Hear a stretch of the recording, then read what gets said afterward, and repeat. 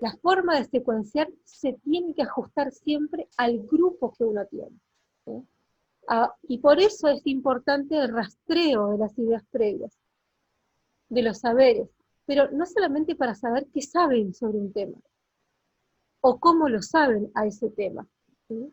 En términos de qué competencias de aprendizaje manejan los niños y las niñas para saber cuáles les podemos proponer, sino que es importante para saber si se produce efectivamente el aprendizaje. Bueno, hasta acá les expliqué o desarrollé la propuesta que les hemos subido. ¿Hay alguna duda sobre lo que expliqué? Profe, Sí. yo había leído en la propuesta las dos lógicas, desde la historia y desde la geografía. Sí. La última que nombró desde la competencia. Eso no lo entendí bien. Bien. La lógica de secuenciación por competencias está en el escrito, pero es la última de todas, creo que le dedicamos un párrafo y medio porque no queríamos ser tan extensas, porque la idea era mencionarlas, ¿sí? Porque lo vamos a ir trabajando a medida que ustedes vayan armando la propuesta. ¿Por qué pensamos esto? Porque si no, nos parece que digamos, es como que atarlas, ¿no? O condicionarlas demasiado a cuestiones teóricas que a veces les puede resultar más un obstáculo que una ayuda. O sea, teníamos miedo de confundirlas. Pero voy a explicar lo que que es la secuenciación por competencias. La secuenciación por competencias tiene que ver con organizar las clases y el tema a enseñar en función de las competencias que nuestras estudiantes tienen, o de la competencia que nosotros deseamos enseñar. Cuando hablo de competencias, hablo de habilidades cognitivas, ¿sí? Las habilidades cognitivas son las herramientas intelectuales que nosotros desarrollamos, que todas las personas desarrollan para aprender. Hay un montón de habilidades o competencias cognitivas que van desde la observación, la clasificación, la jerarquización, hasta las competencias más complejas, como dije recién, que son el análisis, la reflexión y la resolución de problemas. Una de las competencias que es bastante compleja y que se enseña poco es la competencia de la contextualización, por ejemplo, que está muy asociada con eh, establecer relaciones, relacionar, ¿sí? Entonces, una competencia es una habilidad cognitiva. Nosotros para aprender necesitamos de esas habilidades. Y las aprendemos porque nos las enseñan, nos las deberían enseñar. La escuela debería enseñarlas. De hecho, eso está en el diseño curricular. Si ustedes van al diseño curricular de primaria, lo plantea, ¿sí? Plantea la necesidad de que nosotros formemos estudiantes críticos. Pero ¿cómo se forma un estudiante crítico? Que pueda analizar la sociedad e intervenir en ella. Eso se enseña. No se enseña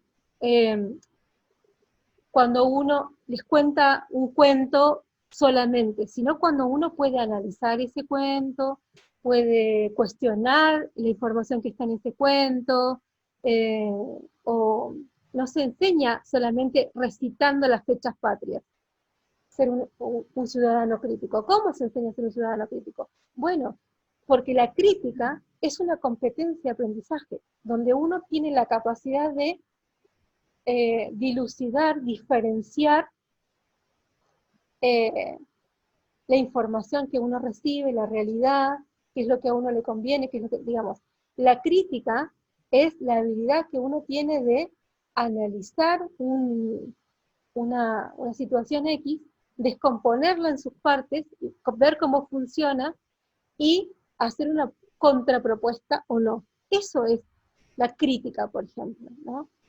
No en términos de cuestionamiento, sino en términos de decir, bueno, esto que yo quiero estudiar tiene una lógica, quiero entender esa lógica para proponer otra lógica. Por ejemplo, la sociedad en la que nosotros vivimos tiene grupos privilegiados y grupos no privilegiados, ¿no?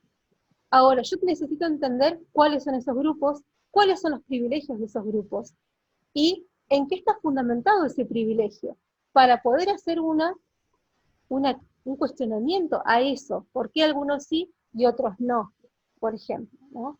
Uno podría decir, bueno, los grupos privilegiados son los empresarios, sí, es verdad, pero desde otro punto de vista también podríamos decir que un grupo privilegiado son los hombres, y un grupo no privilegiado somos las mujeres, o un grupo no privilegiado son los trans, ¿no? O el grupo LGTBIQ. ¿Por qué? Bueno, entonces ahí tenemos que analizar por qué estamos haciendo estas afirmaciones. ¿Dónde está el privilegio? ¿No? ¿Dónde está la falta del mismo? Ahora bien, para no irnos por las ramas, cuando nosotros enseñamos por competencias, nos tenemos que hacer una propuesta, decir, bueno, la idea de esta propuesta es que mis estudiantes logren clasificar, que eso es un tema muy complejo que se enseña poco, clasificar las diferentes dimensiones de la sociedad, que puedan distinguirlas, ¿no? Que primero que puedan diferenciarlas y después que puedan clasificarlas. Entonces, yo voy a armar toda una serie de actividades respecto, por ejemplo, de este tema, que puede ser las consecuencias de la pandemia. Pero necesito que mis estudiantes entiendan que hay fenómenos sociales, fenómenos culturales, fenómenos políticos, fenómenos económicos, o dimensiones económicas, la dimensión. Ahora bien, tengo que aprender a diferenciarlos. ¿Qué características tiene un fenómeno económico de un fenómeno político, de un fenómeno social, de un fenómeno cultural? Tengo que diferenciarlos, tengo que darle características de estas dimensiones. Eso hay que enseñarlo. Eso se enseña, ¿sí?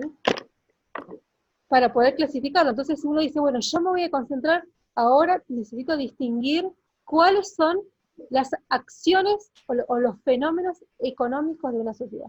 Entonces, a través de textos, o de videos, o de, no sé, de conversaciones, o de,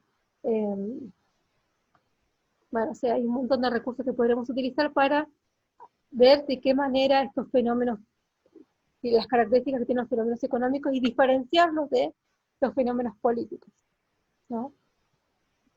Esa podría ser una forma de secuenciar que es a partir de las competencias, pero no a partir de la temporalidad. ¿Se entiende? No sé si soy clara.